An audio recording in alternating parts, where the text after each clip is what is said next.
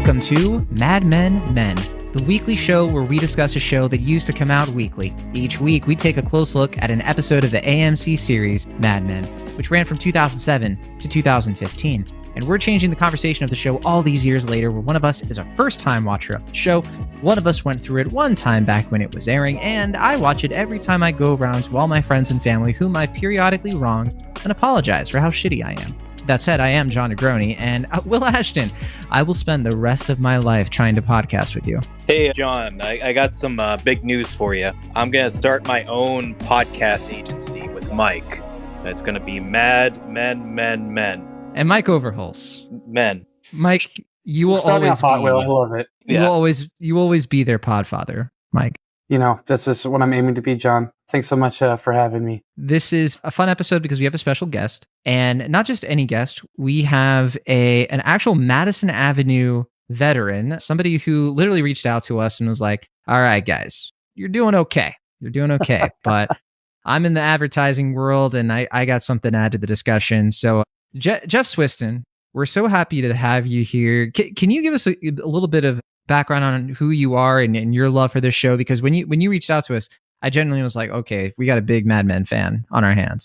Yeah, it's true. When you were saying a first-time watcher, I think that's Will, right? And Mike, you've been through it. And John, you're, a lover of the show. So I'm kind of embarrassed to probably mention how many times I have watched it through. So I don't think I'll do that. But the first time I watched it, I had actually kind of landed on Madison Avenue in 2007.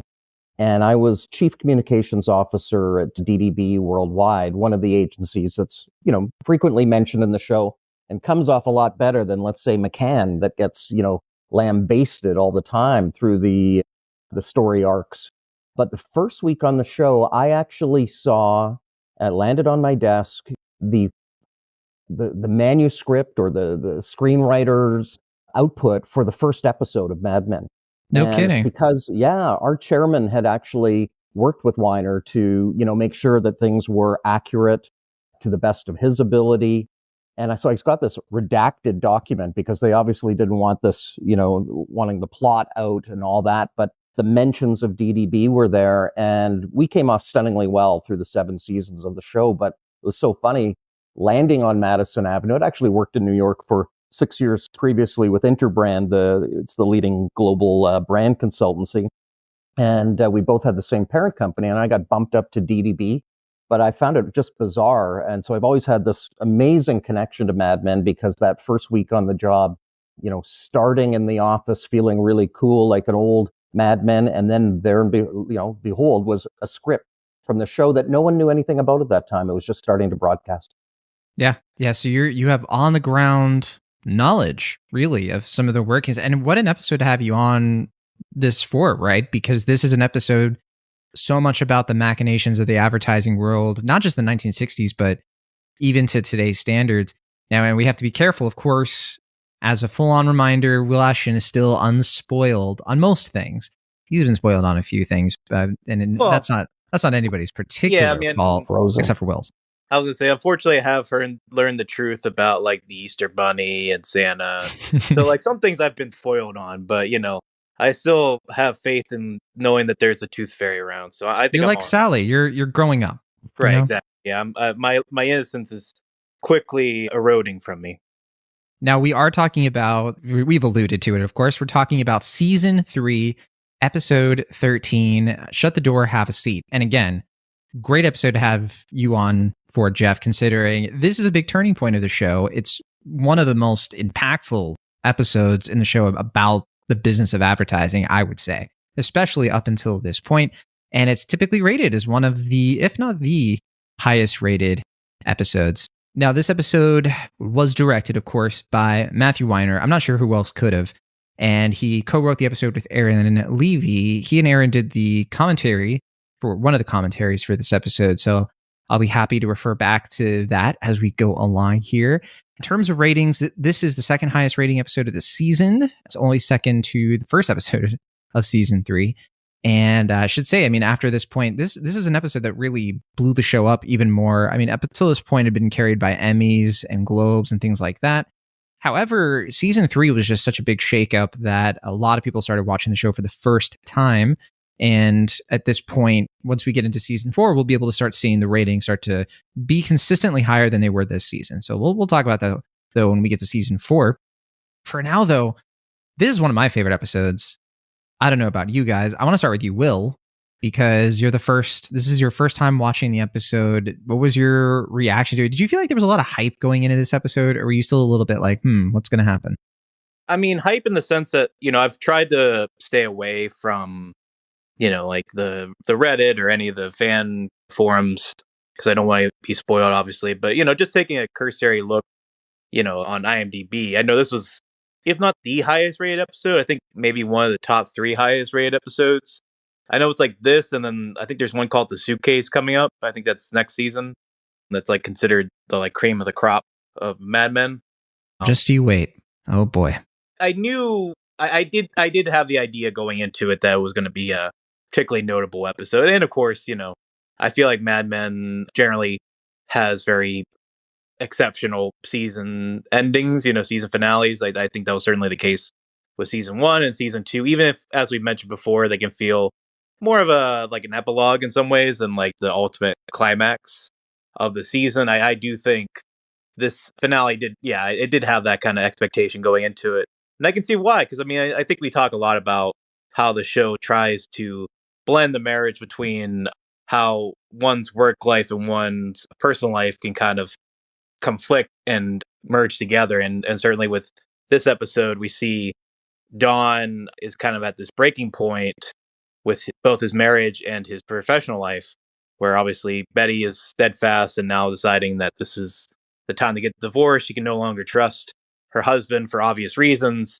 And Don's kind of losing control of that. And as that's happening, his his professional standing is falling apart as well. And rather than accept both falling apart, he knows that he can actually do something professionally. And that kind of inspires all these characters we've seen throughout the season who are in the sort of state of loss and disarray, personally and professionally, most notably Roger and Pete and Peggy come together and really put their bona fides to good use. And yeah, it's really solid writing. Weiner does a really nice job, giving this kind of I think Matt Zoller called it like kind of a crowd pleaser feel to it, which is pretty fitting. I think it does kind of feel more like we're getting the band together sort of thing. And yeah.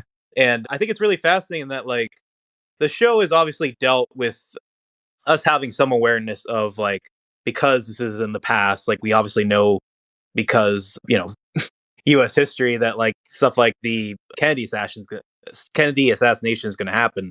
But we don't really know, like in the case of this, like, what is going to happen to these guys if they start to move away? Because obviously they're not real characters. I mean, we have real ad agencies, but we don't really know what's going to happen to these characters. So this idea of like characters having to move forward in an uncertain future, even though it is our past, it is really exciting because there is that grand uncertainty that we can share with the characters.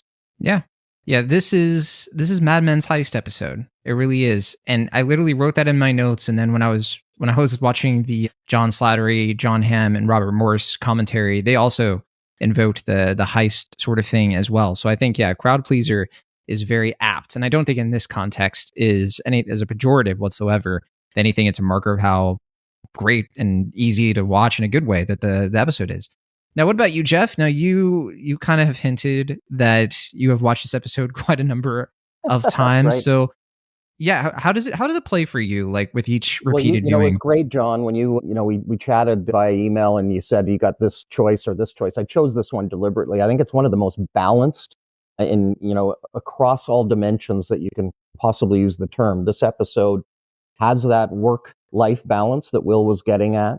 It's got the angst and the opportunity type stuff going on. And I just love it because I think the overall series is really intellectual voyeurism. You can get really deep and look at the existential crises of all these characters and the troubles that they get themselves into or the universe imposes upon them. Or you can, just watch the series as I've done several times for the advertising aspects of it, the pitches and the campaigns, because they're so entertaining. It's really, to steal something from advertising and marketing, it's like the Maslow's hierarchy of shows. It gives you the the meat and the shelter that you need at the very basic level. But then it takes you into uncomfortable situations and really, critical questions, which is the higher order benefits of the show. So, and I think this episode is just emblematic of that. And that's what's brilliant about the whole series, and particularly brilliant about this one. I couldn't agree more. People forget this episode is nothing but pitches. It's nothing but people in offices or in small rooms, for the most part, gradually trying to convince each other of doing things. And it's very much the show. One of Don's best pitches in the series is in this episode. It's an advertising pitch, sort of. It's a pitch about sort of advertising, but something deeper there. Now, Mike, I know, Will, you've had your piece. Mike has been very patient. And he's been sitting there ready to school all of us on what this episode really means to him. But go, Mike, go. Well, I think what this episode really represents is the true meaning of Christmas.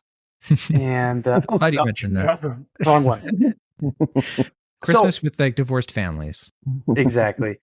What I love about this episode, coming from my background, I think I've talked about it before. I've worked in a couple different startups of various levels, including one like from its inception, like with the founding party, and one where I was employee number 6.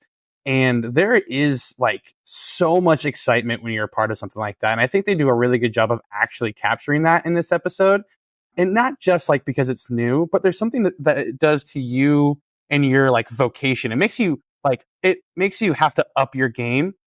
It also makes you feel like, I felt this way, like, oh, I'm better at this job than I even thought I was. I was picked. That must mean I'm really good.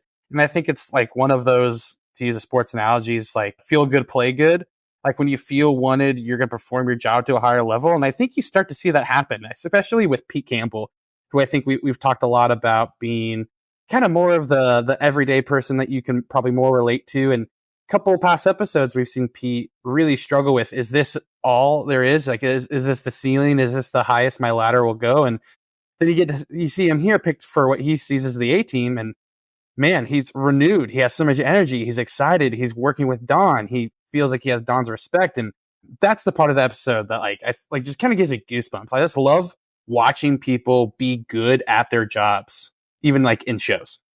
Yeah, I wrote that down. There's that common refrain that critics go to. There's a type of movie that critics really like where it's literally, I just like watching this because I'm watching competent people do things, be good at their jobs. Movies like this past year, Air, with Ben Affleck and Matt Damon, where that movie really just sort of like, let's watch these guys do something that's really hard to do. That's all that movie really is.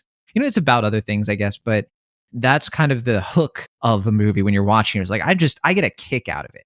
And that is exactly what this episode is. I call it the Suits effect. It's every episode of Suits. It's an expert lawyer winning his case. And that's this. Referring to what you said about Pete too, I still believe, and I will always maintain, Pete is everybody's dark side shown with almost none of the upsides. And that's what makes him such a perfect little Weasley character, because like you said, like we all relate to him, but we don't want to. But this is the rare victory for Pete, where you kind of watch him we see him kind of grow a little bit, right? He's not quite as childish as he was. Erin Levy said that in the commentary. She was like, he's slightly less childish. He's grown a little bit. I found it funny when because I love the, through the whole series, there's the combinations and acquisitions and divestitures and mergers. And what I love is there's this vein through the entire program. And I kind of felt it in my career too, is no one really knows how ad agencies make money. And that's always, I love that. Back in those days, of course, it was media buying and creative was sort of given away, in order to get that type of buy. But to your point, Mike, which I find is interesting, I love that. I never really got a sense of that. And probably when I first watched it, I did. So I like that you're bringing this to me now, that invigoration of being selected for the A team. But I also think there's, when we get into the plot of this episode, when that team selection takes place, I was sort of like, wow, too bad they didn't take that person. Why did they just take this person? And obviously accounts were driving a lot of it. They needed the engine of the business to keep going. But I found that A team, B team really interesting, because I sort of thought through it too. Now, if I was the captain, who would I select? And I also thought, what if I was on the B team? How would I feel about that? Yeah, I want to share something that John Hamm said about this. So when he's talking to Peggy, and this kind of encapsulates, I think, for Hamm, who Weiner actually said that he and Hamm worked together on a lot of the scenes to like really figure out how Don Draper would be perceiving everything, having really two of the worst days of his life, and then followed up by something feeling a little bit more like renewal. But in terms of like who they pick and how they decide on who, the encapsulation of that is when Don's talking to Peggy and he says this to her. It's a very, very memorable quote. And she's kind of asking him like, why, essentially. And he says, because there are people out there who buy things, people like you and me, and something happened, something terrible. And the way that they saw themselves is gone and nobody understands that, but you do. And that's very valuable. See, I can do a quote from the show without saying the word podcast, guys. But John Hamm says that he perceives this line as he sees that the Kennedy assassination, all the changes in culture have happened, and he's outmoded by this.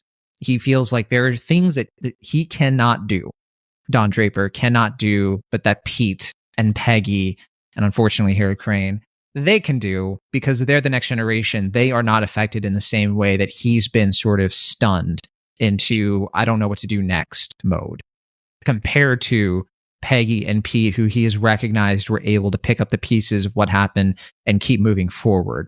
And so that kind of plays into who they pick. So why didn't they pick, for example, Ken Cosgrove? When it came down to it, Ken is great for the era he's in, but Pete is the guy looking ahead. And I think Don is being genuine when he says that to Pete in his apartment. I don't know if you, Mike, you're nodding. I think that means you agree. Yeah, no, I think that's, I think when you first think about it, you're like, oh, maybe they just go to Pete because, he has the money or maybe the connections can bring the accounts, which is true, but so can Ken. And I think Ken probably at this point probably has more accounts. But it is the fact that, he was first to the Negro market. He's thinking about how things are changing. He's been on that foresight. Same with Harry Crane. As much as Harry's the worst person in the history of this world, not just show, he was the first one he made up the television department. And obviously we know that's going to be a big deal. Yeah. So, you definitely see that play out with the rest of the team. The thing about Harry for me, it kind of reminds me of that quote Kevin Smith has about, what's his name? Barbara Streisand's former partner.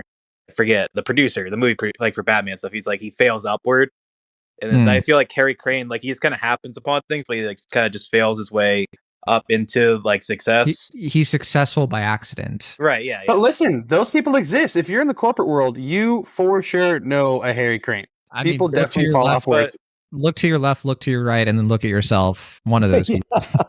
But I do want to say, as far as the selection process goes, I do think, especially with the backdrop of the Kennedy assassination, I think there is this sense that Don is not only, as we've been saying, like trying to sell like the idea of this agency and this kind of idyllic way of like making something on their own, but I think Don, by pitching to all these people, is trying to kind of like sell himself to himself again, because he has kind of been shattered, and this idea that he has been, I don't think it's incidental that the Kennedy assassination happens around the same time as Don's personal life kind of falling apart, because it's like the idea that you were saying, John, where it's like all the pieces have been kind of blown up, and Kennedy can't come back to life, and his marriage isn't going to come back together, but he can see the little like pieces, or perhaps more cynically, the insecurities that he has in these different people like Pete and Peggy, and he can kind of latch on to that because, as we've been saying,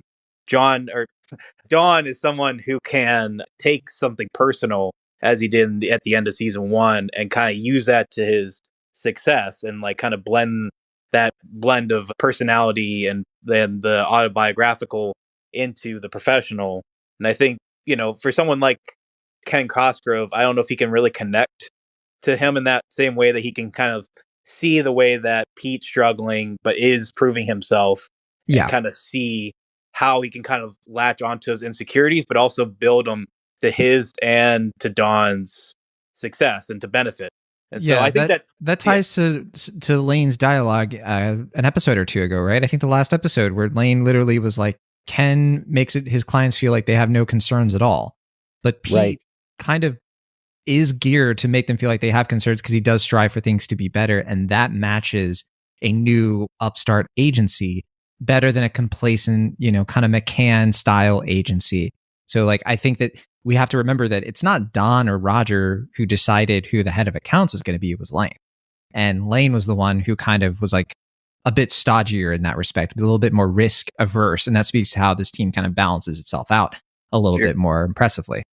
Yeah, I mean, I think it also ties to like even like someone like Bert, like Don's kind of like I forget if it was in season 2, or season 3 that he was like kind of getting into like his own sort of midlife crisis, like going with like the doctor, and I think he can kind of connect to Bert feeling like he's being cast adrift and like using that own sort of like fear of aging and aging out of the industry to his benefit as well. It's like I think every single person he talks to has some sort of Don like crisis.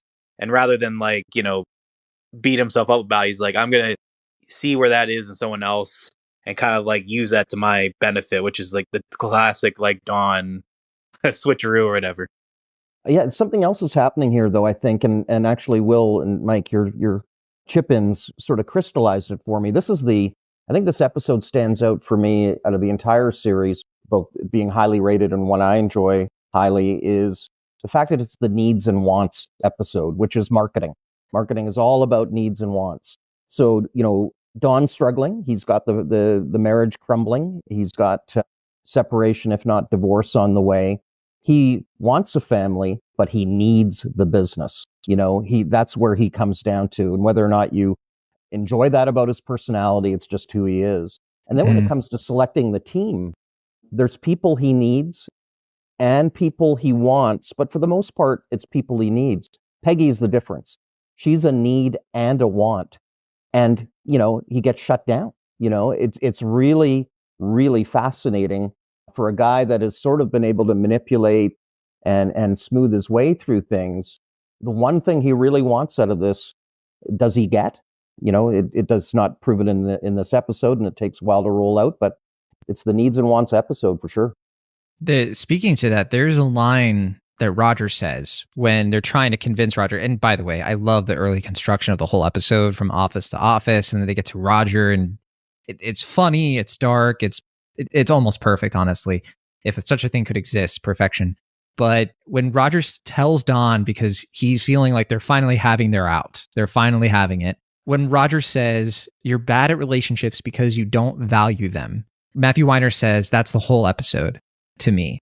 And I just think it is so apt, because like you can take that line. And first of all, I think that Don, I think it gets to him a little bit, even though he doesn't fully show it, because I think he starts to really sit on, okay, which relationships did I not value enough? And it ties back to the end of the first season, The Wheel, which is all about that moment, that needs and wants of like Don deciding really he picked work, and he picked work over his family. And that was really where we like got an understanding of what Roger's saying here. Why is Don so bad at these relationships? Why does he have to go on, as John Hamm called it, a contrition tour, a Don Draper contrition tour? And it's because he's been shitting on these people for an entire year. And I'm kind of curious why you guys think Don is in this place, where he's in. I know, yeah, Mike, I'm curious where you're at with that. Yeah, I think you've seen a couple different versions of Don over these 3 seasons, right? You have, you're introduced to Don, and you're introduced to the dichotomy of Don versus Dick, and then you have the Don who tries to not cheat on his wife, and then you have the Don who still cheats on his wife but hates himself for it, and then the Don who just gives up and cheats on his wife anyways, and now you got divorced Don. And Don doesn't want to be just one in a basket of kisses, is what you're saying. Exactly. And I think through it all, you still had a certain level of Don Draper being good at his job, although he was bought in at different levels at different times. And so I think this contrition tour, I think that is a really apt way to put it. So great job, John Hamm. And thanks, John Negroni, for bringing it up. But, I think it's him realizing he doesn't have to restart, but he does have to like reinvest himself and figure out where those areas are, because he can still choose work and still be really good at it. But I think he's learning, how to actually manage who he is in relation to it in a more healthy way for him, instead of just like ignoring everything and just doing everything poorly. He can go back to being good at certain things and invest in himself where he needs to. That's where the flashbacks come in, right? With his father, we see how his father died. We've been told at this point how his father died, that he was drunk and a horse kicked him in the face. But we do get to see it, and there's also funny little details in that scene in particular, like the horseshoe mark on his face. They had to do a lot of makeup for that, and also the hand. They didn't have the actor to play young Don the whole time, so they had to use, or I guess young Dick Whitman. They had to use Erin Levy herself, the co-writer, her hand, like trying to inspect him and stuff, and she said that was her debut. But we get a lot more of that, and we see like what happened. Like Don is literally having this conflict of, he's in this room, he sees Sally sleeping in the bed, she knows that something's going on, that Don's being forced to sleep in there, and he feels like he's fighting for his family, he's fighting for his business, and he's thinking back on when his father did that, it killed him. That his father wasn't able to do it, that his father wasn't able to like break out of the co-op and do anything because he was drunk and pathetic and all of this stuff.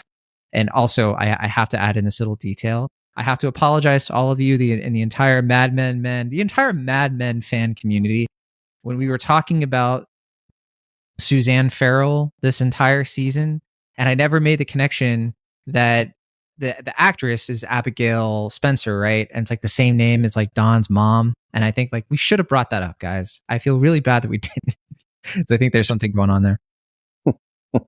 Speaking of small details, I did want to say it didn't hit me until this episode, the kind of cold irony of that plaque they has being a horseshoe.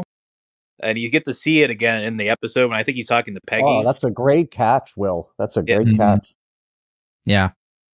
No, yeah. Wow. Spot on there. And also with Peggy, like Peggy also watched her father die right in front of her. We found out, like, I forget which season it was, maybe season 2, where her father died of a heart attack right in front of her.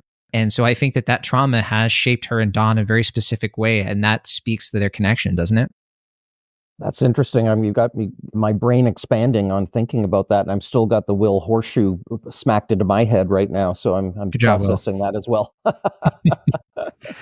This is the one thing about it, right? I remember when the show came out, and everyone was just loving the set design and the costumes, and my father had that ashtray in his office and all that sort of detail.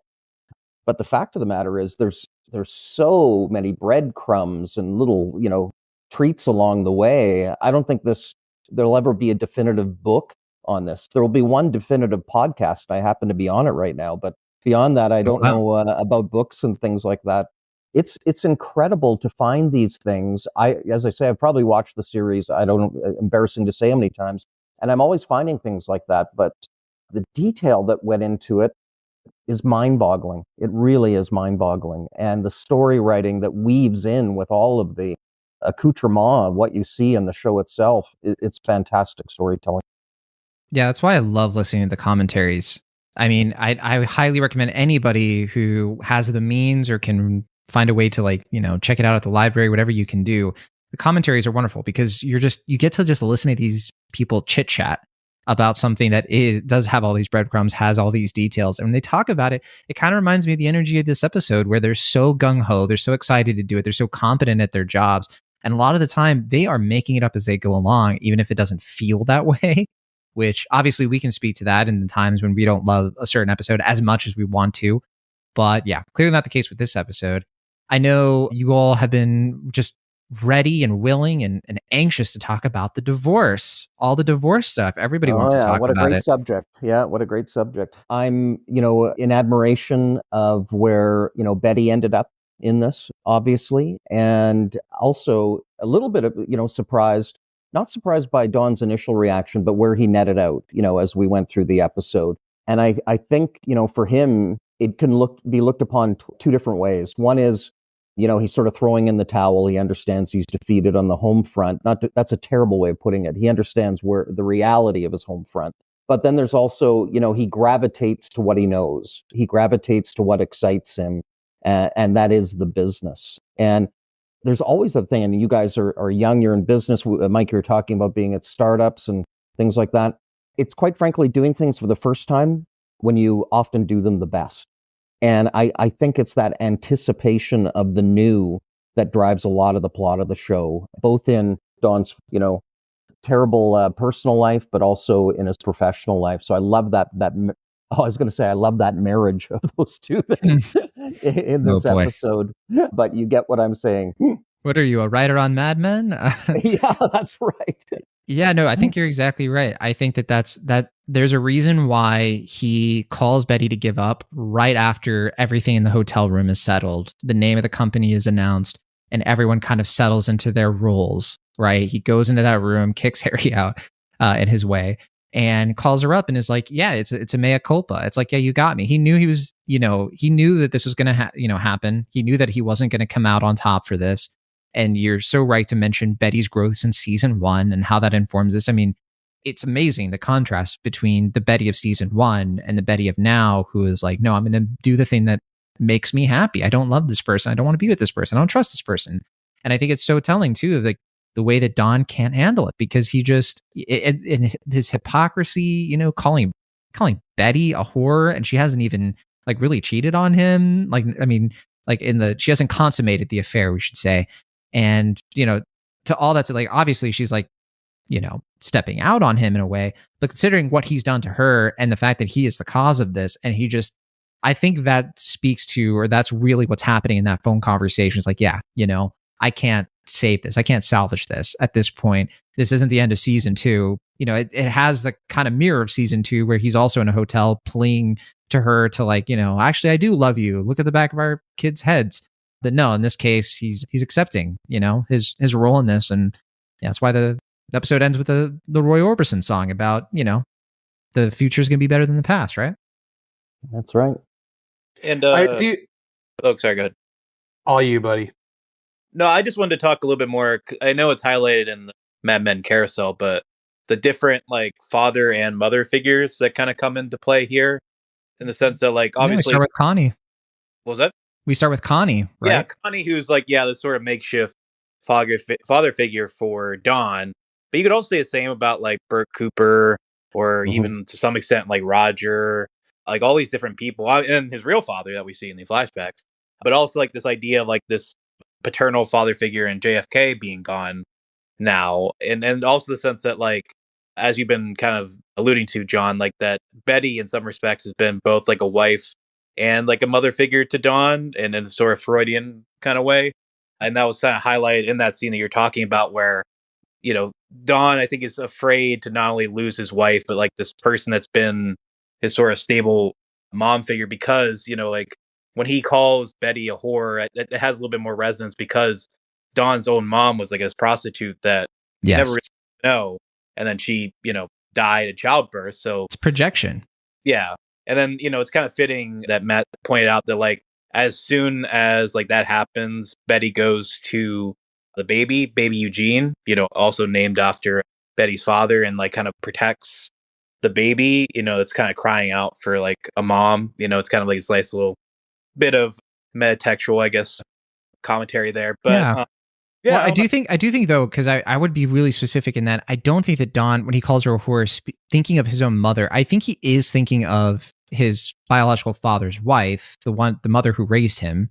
Yeah. And I think because he sees her as a whore because of like, she was the real whore or whatever, because she's the one who raised him in, a certain place. So we'll learn more about, and, it's kind of, I think it's ingrained upon him, like her cruelty and stuff is what he hoped Betty would not be. He wanted Betty to be the mother that he never had, that Abigail couldn't be, right?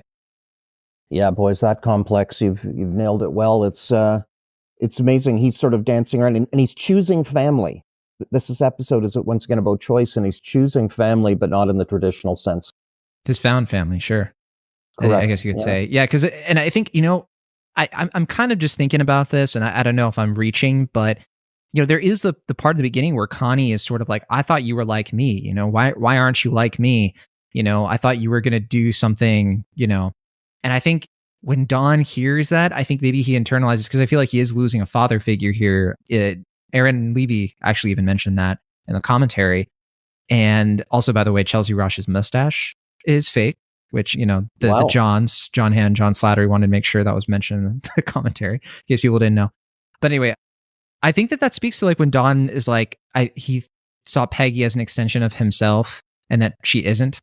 And I think that maybe is echoed a little bit by what Connie is saying of like, I think Don is like so hostile toward Connie, for example, because he's like, I'm not an extension of you, man. I'm just me. And I think he's maybe having a little bit of empathy and being like, oh, maybe I was treating Peggy the way that Connie was treating me. I don't know.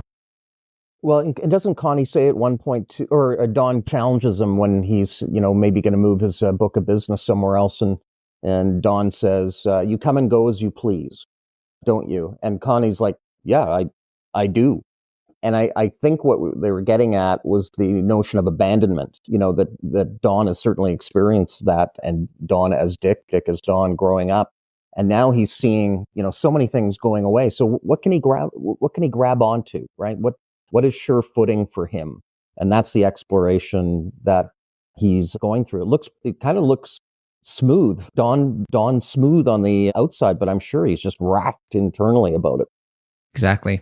Also, farewell to Chelsea Ross. I believe this is his final appearance on the show. I'm almost 100% sure. And, what a way to go out. Great scene to go out. And Robert Morris mentioned in the commentary that apparently he was in a conversation once with the corporate folks at Hilton. And apparently they were big fans of the way that Chelsea Ross depicted Conrad Hilton. They thought he did a great job, and I would agree. And I think it was like John Hamm or John Slider, one of them was just like, he really looks like him. So if you ever like look at a picture of Chelsea Ross and him like side by side, it's uncanny.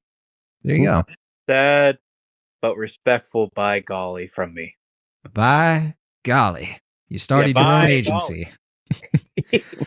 But yeah, I do think that bridge is burned, right? That's why Don doesn't even consider going back to Conrad Hilton. But I don't know if there was anything else you all read into that. Like, do you feel like Don was making a mistake there? Do you think he's right?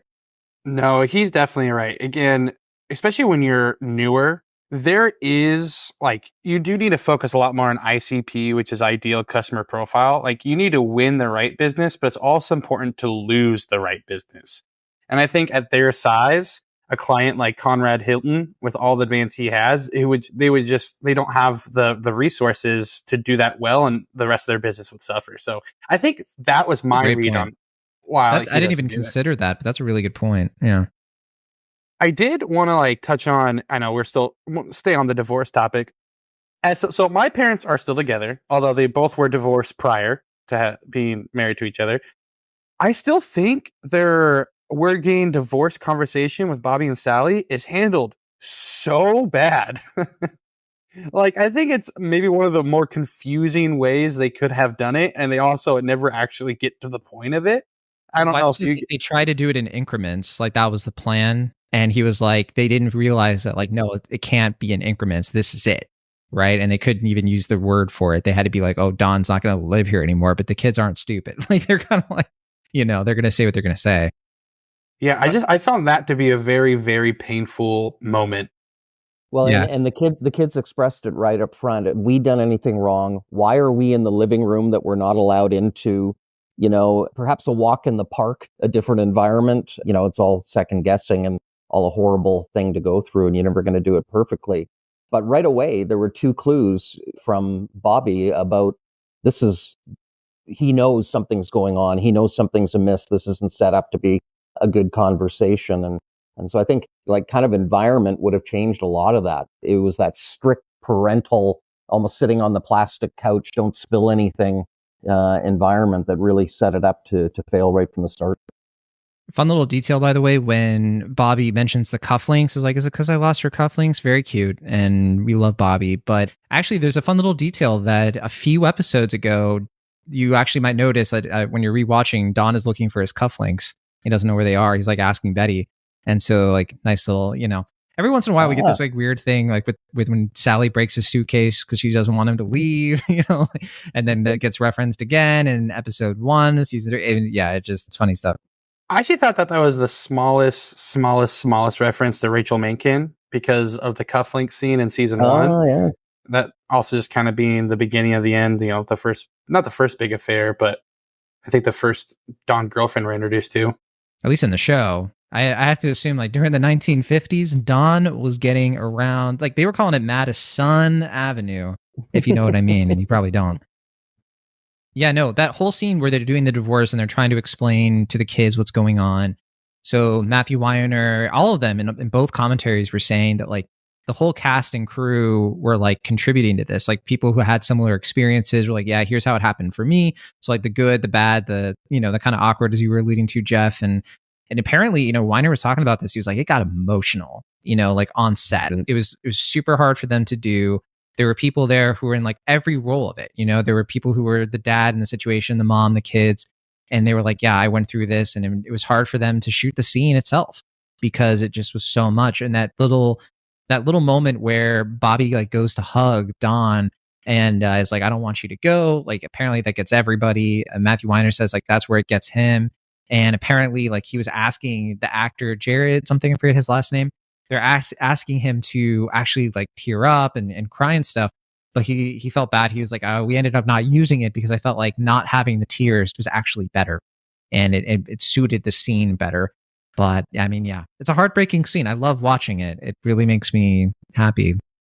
It's a really well done, but I think for most viewers, it's okay. Let's move on. Let's get back to the office. Let's get to the let's get back to the heist. Cool campaigns and get back to really well said, John. That let's get back to the action, so to speak. But that's the beauty of the show, you know, is the grits and the gravy that's just sowing it throughout. It's fantastic.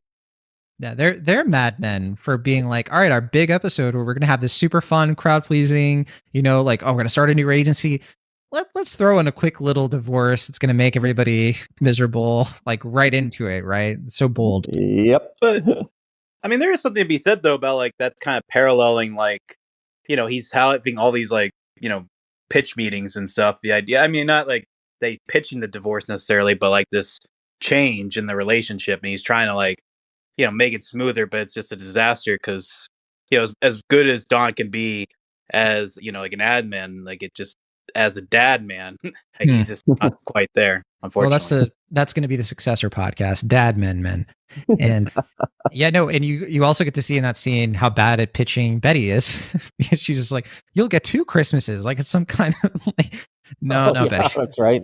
Yeah, that's not a selling point in this situation. Also, I love Kiernan Shipka's acting in that whole thing. Matthew Weiner mentions that she has this like child logic that just like she at this point just sees through the bullshit of her parents like so easily now, because like as we've seen time and time again, I mean they keep going through this with her, and she is grown up. Like she is, that age of innocence for her is ending, because you know you can't just be like, oh, baby Jean, you know, gave you this doll, and it's like, yeah, that Sally's gone, you know, and has been replaced with this Sally who is just like, yeah, fuck you. Like, you know, I don't like, you're doing, this is your fault. And also you lied to me and I'm out of here. Like when she leaves and she's just like, yeah, I'm not going to put up with it anymore. It's just that John, it stings. You know, it's a good call out. You know, it's so many shows we watch and they start off with families and these, you know, young child actors are put to the test to begin with. But so many sort of get written out of the show, or the plot goes to the adults. And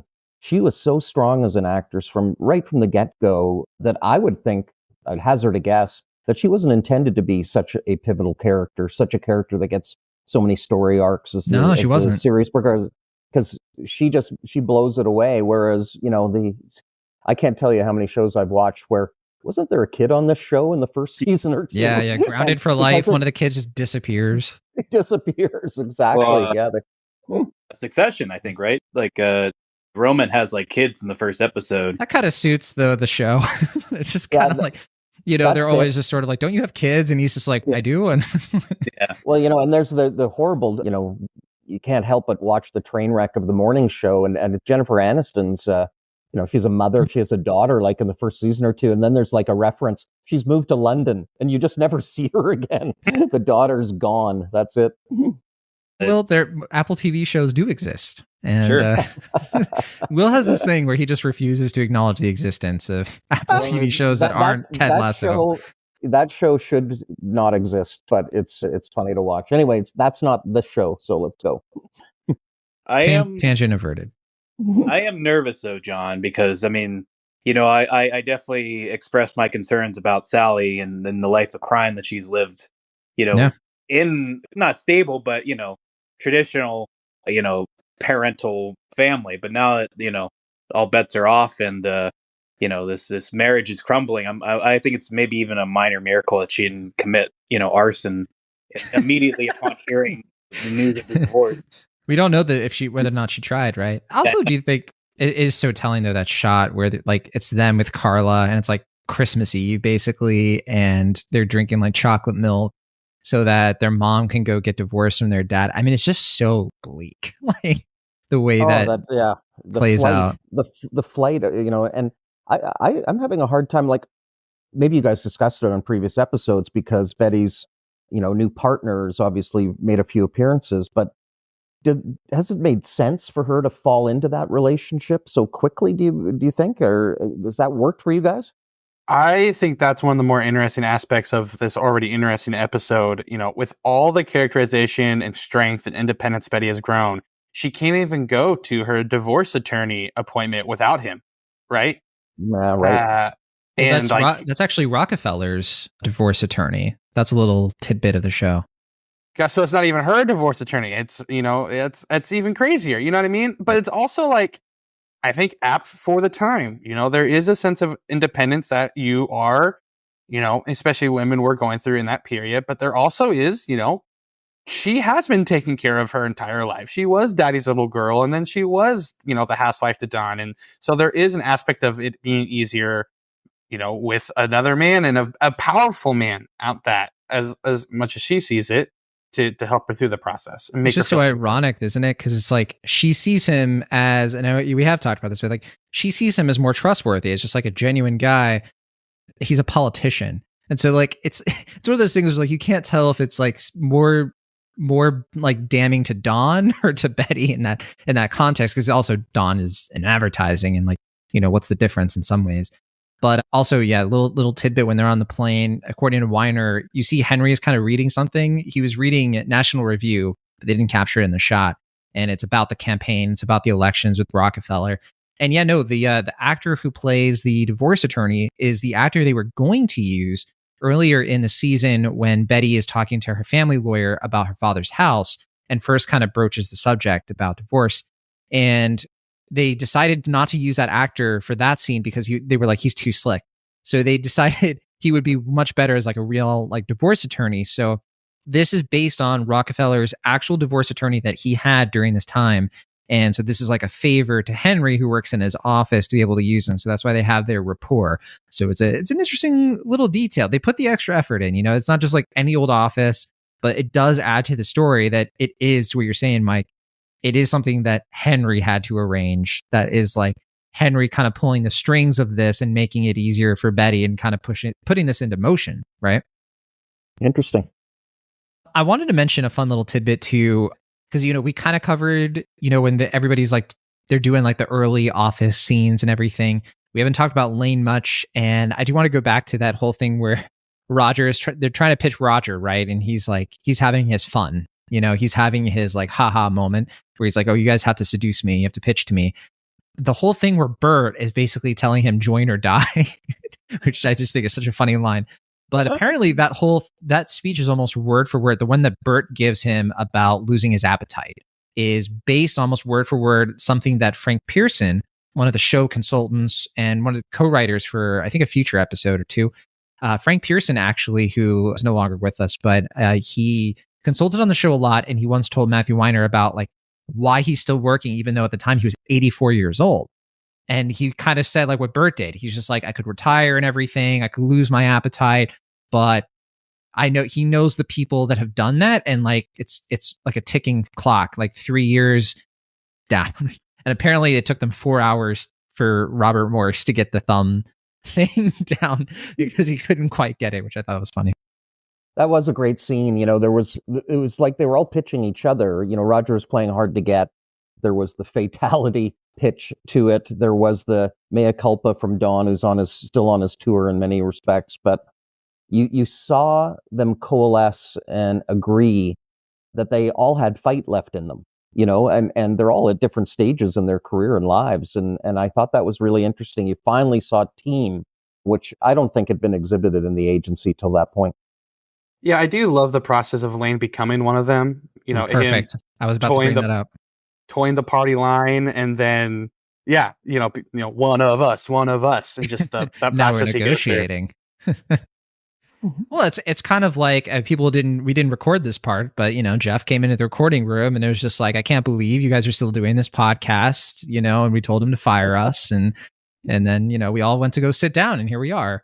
But yeah, no, that blocking, that whole thing where they're standing and they kind of move to sit down. Weiner calls that of like they're all moving into the conspiracy, and it was hard to do that because at first they had the scene, they wrote it so that they were all sitting down together.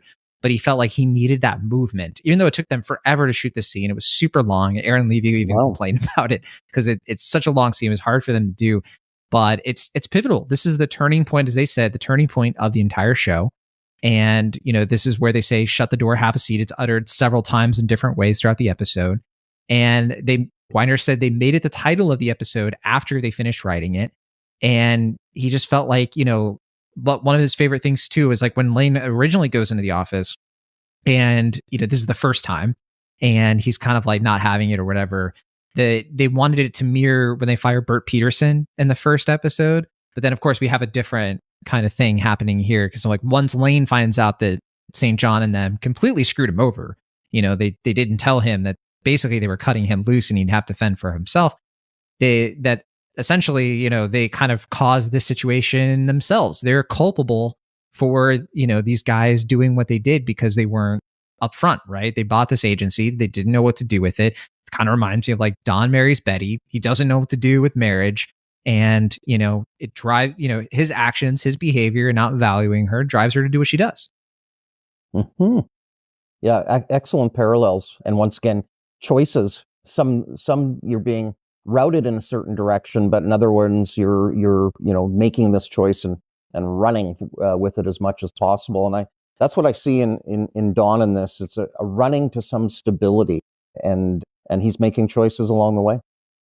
I do like the parallel between Dawn calling Betty a whore and then the reaction St. John gives to Lane too. Yeah, they're similar little lash outs, right? That's so true. That's so true. Yeah.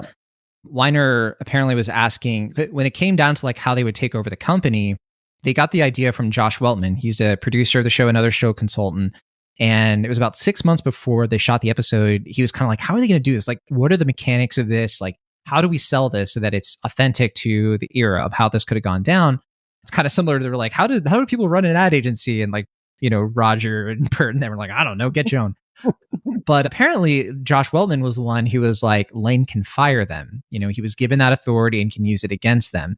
And everything about this episode hinges on that, says Weiner. So I thought that was really, really interesting because it's all driving. He said that one of the major writing challenges of this scene was for you to feel like when Dawn does the like fire us, like it all was on that moment. Like they wanted that to feel like, ooh, the audience is getting pulled in because it's been so brutal up until this point. And I think it's successful. I think like when we get into that mode and like Dawn starts to smile and they start to like conspire, that's the actual word. I lose it. It's so great. Yeah. You feel the team coming together. It's awesome. And Dawn's found his family, right? He's found that replacement. Yeah. They also, it was an accident, a coincidence at the calendar that this was Friday the 13th. And he said that when they noticed that, they're like, well, we have to have them acknowledge it because how could you not? So, and I'm glad that they did. There are two very small moments in this whole process, though, that I do love and just want to call out. I love Dawn kicking in the door when the guys can't fit. They're like, well, it's locked. What are we going to do? The fire department. And then when the first time the phone rings and Joni answers it and like says the name of the company, and it's just Harry who's lost. Just fucking Harry.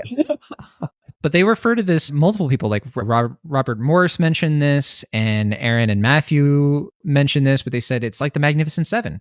Joan was their seventh, and the first person they go to is Peggy, and she's like, no thanks, And so they were definitely intentionally trying to mirror that energy, which not a heist movie, but it's kind of a heist movie, I guess, but it has a similar vibe to it. And by the way, I'm not sick.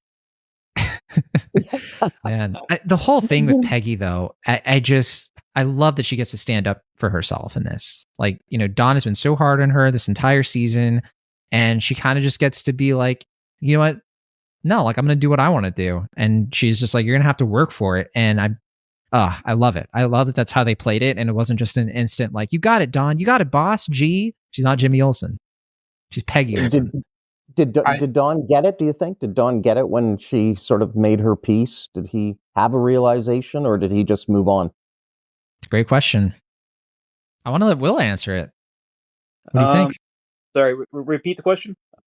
So when Peggy, has her say back and really gets on an equal level with Dawn, because they're both needing at that point, but she makes her situation known. Does Dawn actually sort of understand her better? Is there respect, or is it just like, that's a no and now I move on?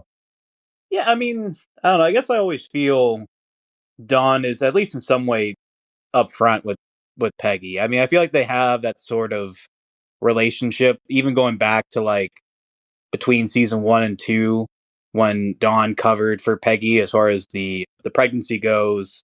That I feel like there is also a general kind of like almost father-daughter kind of thing going on there, as far as, like they can be combative. They don't always see eye to eye, but I think there is a mutual like respect and therefore a mutual sort of honesty, even if it is them trying to like sell the other or sell themselves for certain things. And I do think in that respect there is some truth or some semblance of Dick Whitman kind of honesty there for Dawn. But yeah, I don't know. I mean, I could see it the other way around for sure. I think the tell is that there's a moment where Dawn can manipulate her still. When at the end of the conversation in her apartment, she says, well, what? If I just say no, you're just going to hate me?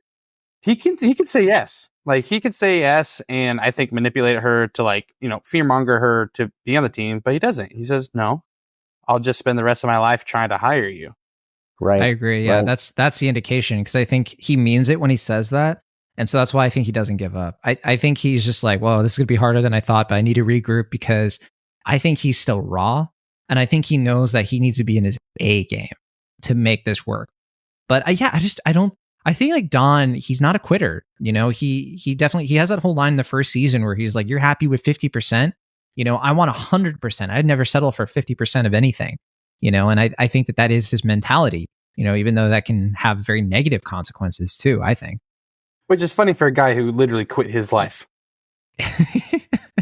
But that's the thing, right? It's like the context of it. For him, it wasn't quitting his life. It was like, he felt like he was fired. Right. In more ways than one, I guess. And he was just like, I got to start over. But I do think there is something to that where he's like, he does want to kind of go where he pleases, kind of mirroring what he projects onto Connie. He doesn't want to be tied down. But the reason he lets himself be tied down is because I don't think he wants to have to start over again. I think he wants to take what he has, sacrificed so much for, and stick with it and make something out of it and not fail again like his dad did. I think that's really what drives him, because he's not that personality to be like, oh, I'm just going to go start over again. Because when he does try to do that, he goes to California. What happens? He ends up crawling back.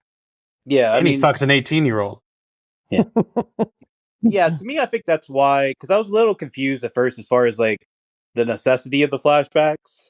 Outside of just seeing, finally how Dawn's dad died, like there is that sense of like when everything's kind of going to shit and his marriage is falling apart and now his business is falling apart. There's a sense of like this would be like the classic Dawn time to like, ditch town and start anew. But I think it is the sense of like, well, that's kind of what my dad did. And look what happened. And the sense of like, he also, like you said, I think there is a sense like he's getting older. He doesn't, he still has that kind of fight or flight mentality, but there is that sense of like, he doesn't want to always have to kind of be on the move and kind of be this wanderer of life. I think he does kind of miss the sense of stability and kind of have something that his parents didn't really have. And so, yeah, I think that's a deliberate choice. And I think that's something that really informs Dawn's decision making. But also, yeah, like you said, like he is kind of getting like 50% of his family life at this point. So now he kind of wants 100% of his professional life in order. So, yeah. Well, that's the paradox of the guy. He is a conservative in some ways. He's a liberal in some ways. When it comes to Dawn, he goes into this weekend and he realizes, I'm about to lose two things. The two things that my life is built on, I need one of them. And he fights for both. He wants both. He wants 100%. But at the end of it, he comes out being like, I got one thing, and that's going to be what I have to have. right? And I think that that's, again, why he has to call Betty after he does get the business. He's like, I got one of these things. I'm going to fully commit to this, and I'm going to whole ass this, basically. And I love that he does that in like the new businesses in a hotel, which kind of also blends the like personal and professional again. That like, you know, He's kind of a bit of a whorehouse, a bit of a sure. I don't know.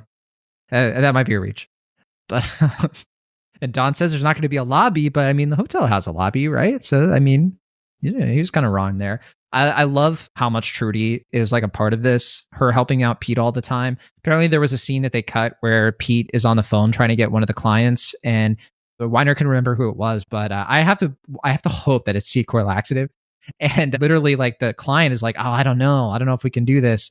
But then eventually they're, you know, Trudy kind of comes in and is like helping him do research and stuff. And I'm sad that they cut that scene.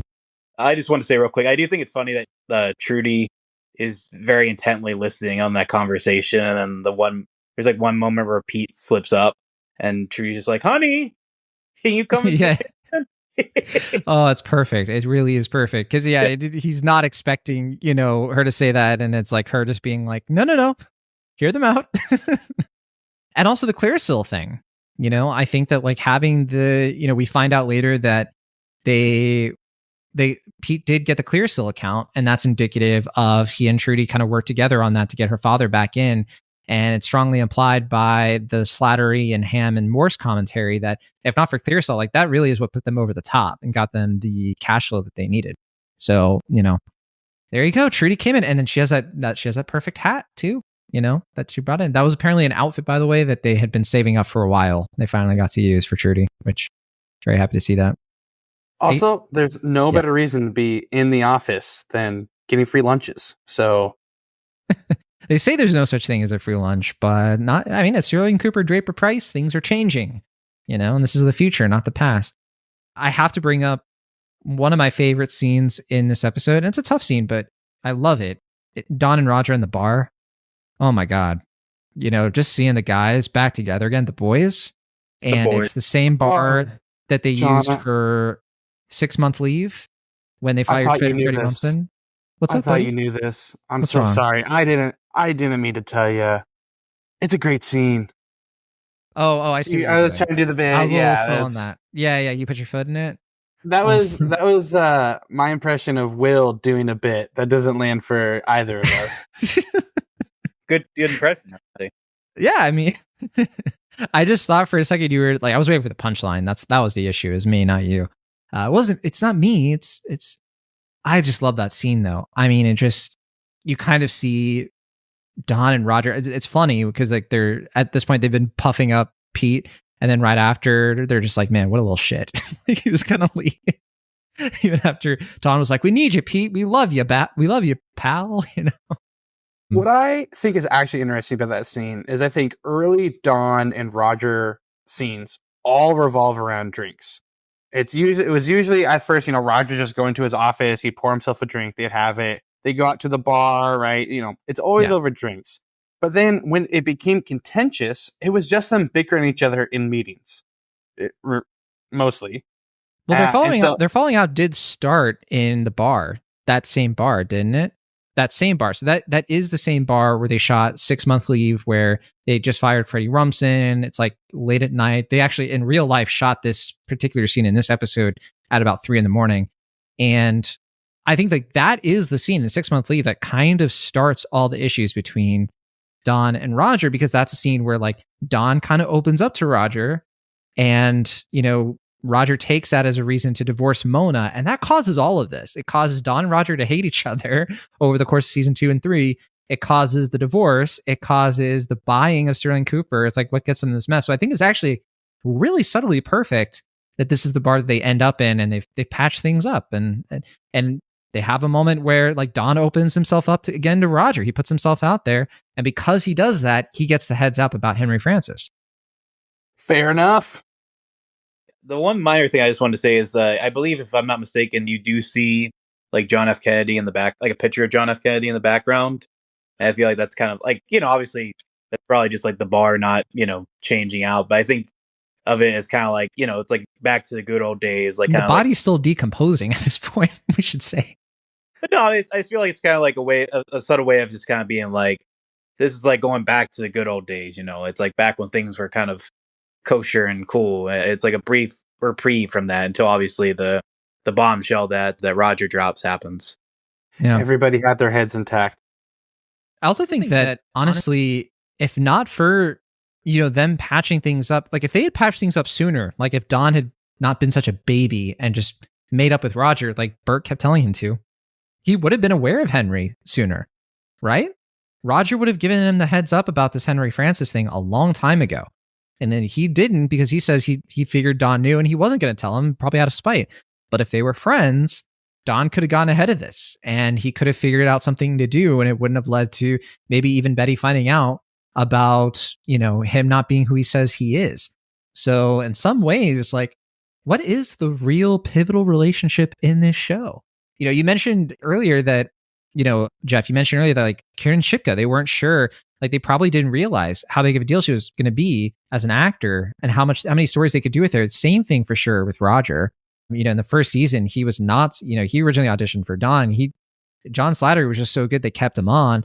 And I think same thing with Kieran Shipka. They knew they'd keep doing stories for her. You can kind of tell, like they tried to do stories with Bobby in the first season. There was like that weird Firefly thing, didn't go anywhere. No one bought it. But, this is a show that kind of zigs when you think it's going to zag.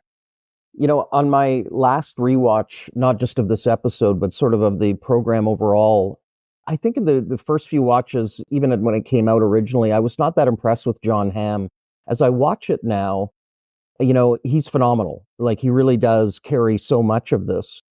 But if he didn't have his daughter played by Karen Shipka, if he didn't have Roger John Slattery, I think the show could have been many less seasons than what it ended up being. He does a yeoman's job, like absolutely fantastic.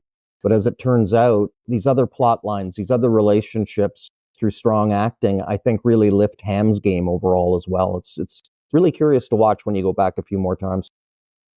I couldn't agree more. As much as I really like season one, whenever people say it's like, but this season one's the best, it's like, I get that. It has great moments in it, but it's not quite 100% of the show that it fully is. Because it does have so many loose ends. It has so many non sequiturs in it because they weren't quite sure. At the same time, I do think that it works as a standalone season of television. They could have ended the series there. I'm so glad that they didn't. But I think you're 100% right that they did sort of see like this cast is just meshing together. Like John Slattery brings so much, not just to his character, but to the writing, to the spirit of the show. And so they kept what worked, right? That's maybe a good transition into like the people that are kind of getting written off in this episode. And now, Will, we're not going to tell you either way who's still in the show, who's not. You might already be aware of who. You're probably assuming Lane Price is still in the show. Jared Harris is coming back.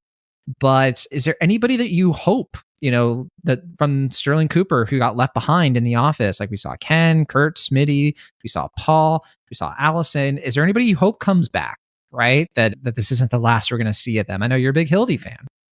Can't get enough of Hildy and her little jokes. Yeah, I don't know. I mean, I'm trying to think. Like, don't say Chauncey. Yeah, well, of course, but it's just a given. A part of me was surprised that Paul kind of got left to the curb. I mean, I guess I'm not. I think it makes sense. It makes sense in the sense of like, I get in the like why he was considered expendable, but like because he's been a pretty prominent part of the first 3 seasons, it was surprising to me. But then again, same thing happened in Saul Romano. I mean, quite unfortunately, of course, but yeah, I mean, were you hoping that like when they were like, we need somebody else, and then Joan has her big entrance, where you're like, and here comes Sal. I wish, the perfect opportunity. Not for Lucky Strike. I mean, yeah, but yeah, I mean, I think I have to assume, especially given how much you guys talk about him, that Ken Cosgrove is going to come back at some point. But in what way, I don't know. Interesting. Just the one note on Paul. Matthew Weiner literally gave you an episode, 3 episodes ago, all about how he's not as good at his job as Peggy is. Like, even if he tries his best, he's not as good as Peggy on the fly. So there you go. Damn, that was harsh but fair. I think I completely agree there. But yeah, I think I think Don kind of senses Paul's bullshit. Like, Paul is just such a, like, I think when he gives that quote, Paul just doesn't match that. Paul could be that. He's the right age for it, and he's like a bohemian on not even paper, but like he's a virtue signaler. He performs as a bit of like an artist, but like I think Don kind of sees him for what he is. He's kind of a sellout, and he does have that whole thing where he like tries to not be a sellout with Madison Square Garden. But I mean, what happens? He caves, he folds, he does what he always does. And I think, that's Don, kind of just calling a spade and being like, yeah, we don't need him, And maybe there is something else to it, like in between the scenes. Maybe they did consider having him on once they build out the office. And I'll just say this: we won't say anybody else, but Michael Gladys was written off the show here. Brian Batt did reveal that when we were talking, and so that's okay though. Now you know. I kind of figured. It's like thanks for the discussion. Yeah. But I'll keep the dream of other characters alive. There might be some returns, maybe not. So we'll keep that ambiguous. Anything left before we call it, guys? We've covered a lot of stuff. I mean, I feel like we could do a whole other hour, but I think we've really captured the main bullet points here. But any final thoughts or words on something we didn't bring up? I mean, obviously, love to see Joan come back. Got to have Joan in the show. I mean, they even said like they knew, like everyone knew that Joan would be coming back. Everybody knew that like that's who they were talking about. And Weiner was like, I don't care. I want them to call it and feel happy about it. Oh, we did see the Chip and Dip. Have to mention that. Chip and Dip had its reappearance in the apartment, and Pete's rifle. You see him with that rifle pose walking away, which I love the body language of that. So yeah, tying that off. I just love it as, a great transition to the next season and really pumping the momentum of the series overall is the way I look at it. And I know you guys, I'm not looking ahead to even, the first episode of season 4. This almost could, end it too, if they happen to end it. That's what I think is so brilliant about it too. Yeah, there'd be a lot of unanswered threads and storylines, but wow, they do a fantastic job of really making this a transition point in the entire series. That's why I love this particular episode. So really happy that you guys had me on to talk about it. Of course. It's the rare TV show where they know how they're going to end it. Like Weiner said several times, he's like, I picture the image of, John Hamm walking out of the cab, walking up to his apartment in the village, the crane shot. Like he had that all in his head when they were working on episode 1. Not a lot of TV shows have that sort of like, this is a contained season, and they treat it cinematically. They don't treat it as like, okay, we might get 10 episodes, who knows? Like we're just going to kind of keep people invested as we go and kind of just this show, it has a lot of sweat to it. It has a lot of grease. It has a lot of nuts and bolts and stuff, but it also knows how to rein in the story when it needs to so that people feel like they get something from the finale and they have to tune in for it. So yeah, I think that's well said. I do want to just say real quick, since we are ending the episode, that scene where you mentioned like where they're kind of saying goodbye to the Sterling Cooper office and Roger and Dawn are just kind of like glazing over the building for like the last time. A small part of me kind of wanted that cheesy TV thing where like, they have like these like, well lit faces that are nostalgic and like you see flashbacks from the shows, like all the successes and all that stuff. And just kind of like, like see them. They're like clocking out, turn the lights off. But I wanted to like build up to like, after you see like all of them like rooting for like a win and all this stuff, you see like Roger puking and then and Allison being racist to Paul's girlfriend. But no, they end it with humor. They were talking about like Aaron Levy and Matthew Weiner were talking about that last scene, and Aaron Levy was like, we had all these like final lines that we wrote, and I gave him the one where it's like John Slattery just being like, don't bother with like, when Don's about to lock the door, and apparently Matthew Weiner's like, that's it. That's the last line. And that's it for the set. This is the Sterling Cooper set left to pasture because they're going to McCann, right? So yeah. I think doors are a huge metaphor throughout the show all the time. And I know I've listened to the program and the fascination with Chauncey and leaving the door. So I echo that. I'd like to join an agency where Chauncey's in charge. But I did have 2 questions for you guys, if that's okay. If I can ask Let's 2 do questions. Why the 1960s? And do you think there could be another profession instead of advertising that this show would have worked? Very interesting question. I know for the 60s, I think Weiner was born in this time. He was born in 1965. But I think for him, it was like, I don't know if he's ever said this outright. I get this sense from like all the hours I've spent now listening to the man, but I just get this sense that like in a weird way, the 60s is something that connects him to his parents. And it's just a very personal thing for him. I think he just loves that nostalgia, that time period. And I think like advertising really captures it. I don't think that he always had advertising as the subject matter. I think that came later, but he did talk. I do remember he did talk about that in like the first season or the second season, where he just felt like it really matched the spirit of the decade because advertising really came in of its own. Ogilvy had that book come out around this time in this season. And that's my impression. I think he's just so fascinated by like the fundamental subtext of advertising and happiness and how that represents that whole decade and why he decided to set it. But I'm sure he has like, there's like 100 reasons. I'm sure like, and none of them are probably wrong. You know what I mean? Like there's just so many good reasons for why I love your answer. The show's the way it is. Great. I think. You know, there's that notion that the 50s were so idyllic in that, and you know, they probably weren't they're romanticized as being the stable, fun period. And then the 70s, it became the me period. And I think the 60s are this really interesting bridge. You know, when we think of the 60s, we immediately go to Woodstock and stuff like that. That's why I love how he picked 1960 to 70, because it was far more complicated and far more of a transition. And I'd like to think that's why he chose it. It was really a transitional decade. But, you know, I can't picture the show being set at NASA or Bethlehem Steel or Coca-Cola. It just, advertising, it works so well. It's absolutely incredible. I can't think of another profession that could carry the show. Yeah. The transition from like the magazine ads to TV. I mean, it's great material for them to mine. Yeah. Yeah, I wanted to add, I mean, I think for me, as far as the advertising part of it goes, I think, especially when we look back in the past, there is this habit, you know, intentionally or not, of like viewing the decade kind of through the pop culture, through the media that's consumed. Like there's this temptation, like when you look back at the 50s, especially for like, you know, like the three of us, like we weren't obviously around for the 50s and all that. So it's like we Speak kind of for yourself. Yeah. We look at it in this sort of black and white, like kind of like Leave It to Beaver sort of way. And obviously it's not what that was, but like because that's how we've been kind of shown the decade, that's how we kind of perceive it. Happy days. Yeah. I like the kind of balance of like, as we mentioned, like this idea of change and also like the idea of like kind of being sold on something versus what it really was, having that as the catalyst for the show of the idea of a man kind of selling himself as this one thing, but also kind of having to, throughout the course of the show, wrestle with who he really is.